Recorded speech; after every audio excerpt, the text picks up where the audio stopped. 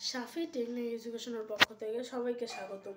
আজকে আমরা গণিত পাঠ্য বইয়ের পরিমাপের অধ্যায় নিয়ে হাজির হয়েছি। এখানে আমরা 1 নম্বর অঙ্কটি সমাধান করেছি। রাজুর উচ্চতা 1.35 মিটার হলে তার ভাইয়ের উচ্চতা 9.6 ডেসিমিটার। তা আমাদের মিটার এবং ডেসিমিটার এগুলোকে সেন্টিতে আনতে হবে। তাহলে কিলো থেকে যদি আমরা মিলিতে যাই, নিচের দিকে যাই, 1 কিলো সমান কত মিলি, তাহলে আমাদের গুণ দিতে হবে। কি দিতে হবে? গুণ। কিলো থেকে মিলিতে আসতে হলে গুণ।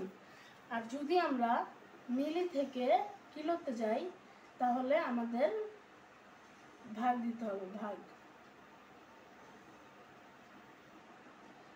দিতে হবে। তাহলে আমাদের 1.35 মিটার, তা আমাদের এটা মিটারে আছে, তা আমরা মিটার কই? এই যে মিটার। এখান থেকে আমরা সেন্টিমিটারে যাব। তাহলে মিটার থেকে সেন্টিমিটারে গেলে এই পুরো নিজের একটার জন্য 1, আর এটার জন্য একটা শূন্য, এটার জন্য একটা শূন্য, তাহলে আমাদের 100 হচ্ছে 100 সেন্টিমিটার।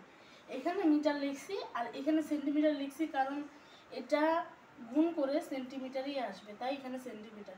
যদি মিটার লেখা হয় তাহলে অঙ্কটা হবে না। তো উত্তর 135।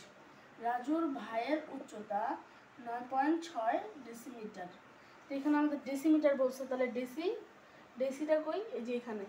এটার জন্য আমরা একটা 1 ধরবো আর এটার জন্য আমরা একটা শূন্য নিব, তাহলে কত? 10 দাঁড়াচ্ছে। তা সমান 9.6 গুণন 10 সেন্টিমিটার।